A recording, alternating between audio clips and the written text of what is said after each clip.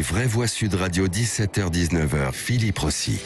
Les vraies voix sont de retour sur Sud Radio avec Philippe Bilger. Ce soir, Tom Conan, Lydia Guérousse. Place tout de suite au premier débat des vraies voix. Le verdict du procès de Viry-Châtillon. 4 ans après l'agression, la violente agression de policiers, ça s'est passé donc dans cette commune de l'Essonne. En appel, la cour d'assises des mineurs a condamné 5 jeunes, 6 à 18 ans de prison. 8 autres accusés ont été acquittés. Un verdict qui a provoqué la colère des forces de l'ordre, des policiers qui jugent les peines beaucoup trop faibles. Ils manifesteront d'ailleurs demain un petit peu partout en France. C'est à l'appel du syndicat Alliance, entre autres. Viry-Châtillon, la justice a-t-elle été trop laxiste? 0826 300 300. Vous votez également sur Twitter et YouTube. La justice a-t-elle abandonné ses policiers? C'est la question que l'on vous pose. Le duel des vraies voix, c'est tout de suite. C'est l'heure du duel.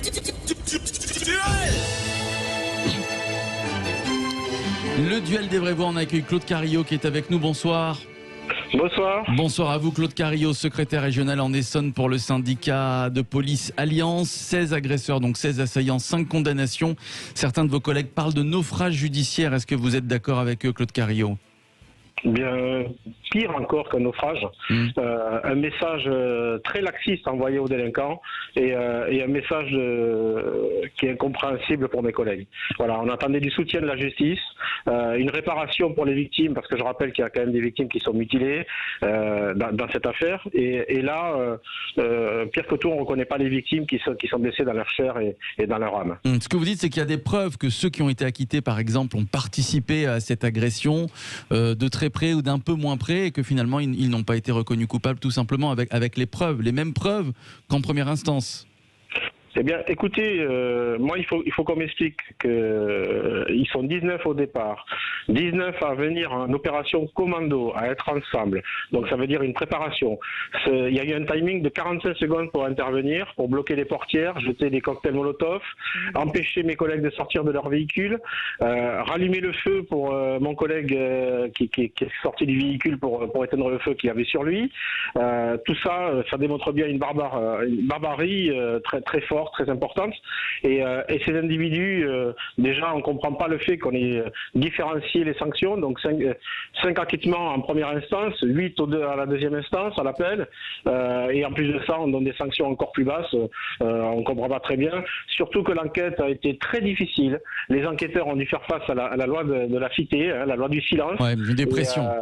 Et dépression, et d'ailleurs quand on voit un petit peu au délibéré où ils se battent entre eux, qu'on se pose les bonnes questions, hein, donc c'est sûrement certaines choses certains qui sont condamnés et d'autres pas parce qu'ils y étaient. Voilà les questions qui sont à se poser, et là aujourd'hui les enquêteurs sont abattus. Vincent, Jenny, Sébastien et Virginie, on n'en parle même pas un seul regret donné à la barre, aucun regret. Là aussi, cette décision de justice, elle fait quoi? C'est que systématiquement, ce genre de délinquants viennent à la barre et sont dans le déni total. Voilà. Donc la position du déni, et cette position du déni, ils vont continuer à le faire. Donc vous imaginez mes collègues sur le terrain, quand ils interpellent un individu avec la marchandise qu'ils viennent de voler, par exemple, ou le fruit du vol d'une agression terrible, eh bien à chaque fois ils les regardent en disant mais non, c'est pas moi. Voilà. Donc aujourd'hui, cette décision, on attendait une décision très forte, une sanction très forte pour envoyer un message à tous ces délinquants, parce que je rappelle que les violences subies au quotidien sont très dures, une justice qui au quotidien est très laxiste. Et donc vous allez manifester demain, Claude Carillot, donc à partir de 12h30 devant le palais de justice de Paris sur l'île de la Cité, puis également devant tous les tribunaux judiciaires de métropole, d'outre-mer. Philippe Bilger, vous comprenez le désarroi de Claude Carillot? Je comprends l'indignation policière, mais je n'appellerai pas ça un naufrage judiciaire à partir du moment où je peux l'expliquer sans l'approuver. Il est clair qu'on a 13 accusés sur 19 assaillants, donc il en manque 6 déjà. Deuxième élément, il faut comprendre qu'en appel, on n'a plus les mêmes jurés et peut-être pas le même président, évidemment, qu'en première instance. Et peut-être que certains avocats de la défense ont été meilleurs que lors du premier ressort.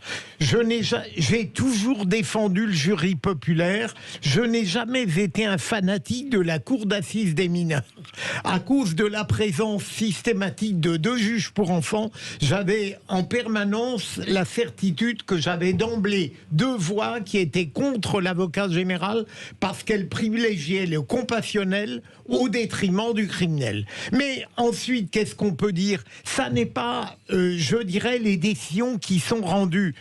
5 condamnations et 8 acquittements avec un avocat général qui en appelle à réduire ses réquisitions.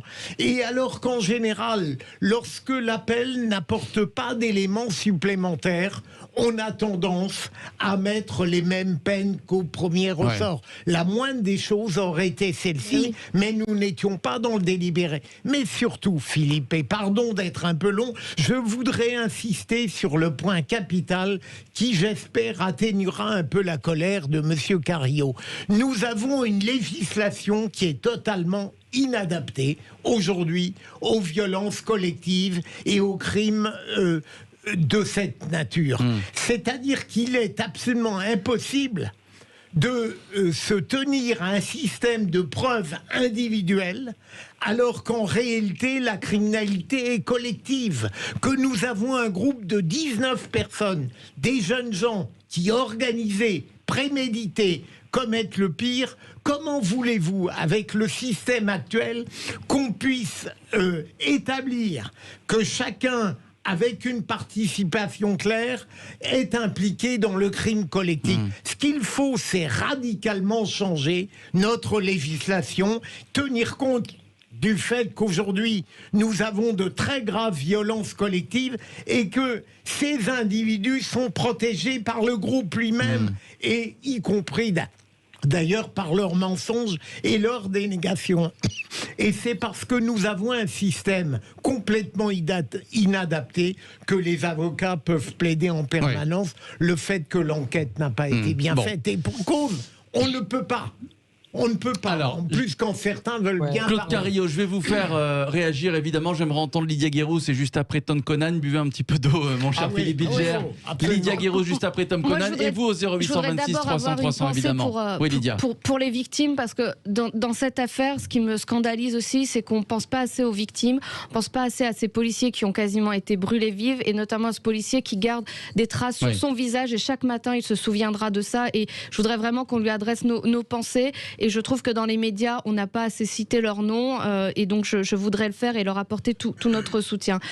Moi, j'ai été scandalisée parce que je trouve que le message qui est envoyé par ce jugement, c'est un peu une forme d'impunité. Vous avez ces jeunes qui sont des racailles, qui sont des multi-délinquants, ils n'ont pas peur de la police. La preuve, c'est qu'ils ont agressé des policiers jusqu'à aller les brûler. Ils n'ont pas peur de la justice. Et là, certes, beaucoup d'entre eux vont être acquittés. Cet acquittement, ils vont le porter comme un diplôme dans la cité. Et ils font régner une omerta dans ces quartiers-là. Et je trouve que c'est un message qui est passé, qui est absolument désastreux. Et par ailleurs, dans les conclusions, je me demande s'il n'y avait pas un peu d'idéologie, parce qu'il me semble qu'il a été dit que c'était une chance pour la France, que ces jeunes étaient une chance pour la France. Mais ce sont absolument pas des chances pour la France. C'est des boulets. Ils sont la honte de la France. Ils sont la honte de leur famille, de leur quartier et de la France entière. Et on n'en veut plus voir des profils comme ceux-là. Donc qu'un magistrat dise que c'est une chance pour la France, je trouve ça... L'avocat général. Je trouve ça scandaleux, honteux, et je trouve que ça en dit beaucoup sur l'idéologie qu'il y a derrière ça. L'excuse sociale, comme on en a eu dans les affaires de terrorisme, là on a dans cette affaire-là, pas d'excuse sociale et pas d'excuse psychologique comme on en voit aussi parfois. Après, alors Tom Conan. Il ne faut pas oublier quand même que le judiciaire n'est pas le législateur. Il y a une séparation des pouvoirs tout de même. Donc à un moment, il ne faut pas non plus trop donner aux décisions de justice, même si elles peuvent être très décevantes à certains égards, le rôle d'une portée symbolique systématique, même si en l'occurrence, effectivement, l'agression avait été extrêmement choquante, m'avait beaucoup choqué en effet, de par son extrême violence. Après, quand on regarde quand même certains détails, on voit que les peines en première instance allaient de 10 à 20 ans et s'échelonnent maintenant entre 6 et 18 ans. Donc on n'est quand même pas non plus sur un effondrement total. Il y a 3 acquittants en plus. Oui, non, mais j'entends bien. Je sais bien. Mais c'est effectivement ensuite le nombre d'assaillants. Alors moi, j'avais noté 16 dans un article de Libé. Là, on parle de 19 assaillants. 18 ou 19, au fond. En tout cas, ce qui est certain, c'est qu'effectivement, il y a eu un nombre de personnes qui ne sont pas effectivement concernées et donc qui peuvent sentir cette impunité-là. C'est plutôt sur effectivement la question du caractère, ce que disait Philippe Bilger sur les crimes collectifs, entre guillemets. C'est sans doute sur ce terrain-là qu'il faudrait avancer, mais encore une fois, il ne faut pas donner non plus aux juges, au pluriel ou au singulier, un rôle de législateur. S'il y a des failles, s'il y a des dysfonctionnements, il faut le traiter sur ce terrain-là. Bien sûr, faut pas aujourd'hui. À outrance. Et politiser à outrance les décisions de justice, je trouve que c'est quand même toujours un peu gênant du fait de cette séparation. Elles ont un écho médiatique, donc forcément, elles sont symboliques et forcément, elles ont un écho auprès de l'opinion publique et elles renvoient un message très important. Alors, on va donner la parole dans un instant, Tom, je vous coupe, à Claude Carillot, le policier qui est avec nous, et on parlera de la manifestation de demain. Juste avant, j'aimerais avoir votre avis. Ludovic de Rochefort qui est avec nous, 0826 300 300. Bonsoir à vous, Ludovic.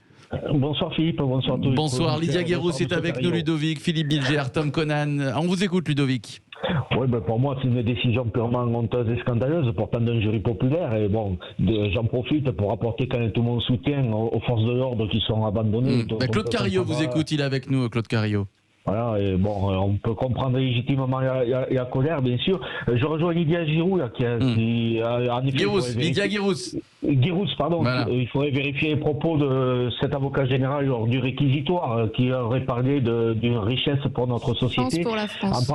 Oui, en parlant des accusés. Mais là, cette décision ne fait que développer un sentiment d'impunité et on a l'impression que la justice préfère défendre des criminels que les victimes.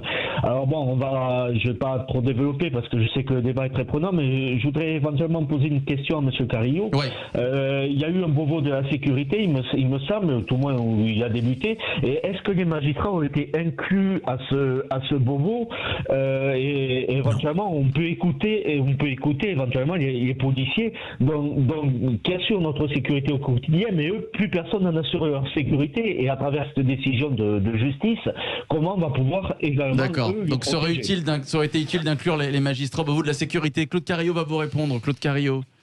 Eh bien, écoutez, je vais déjà commencer. Le 8 octobre 2016, j'étais sur place très rapidement sur les lieux du crime.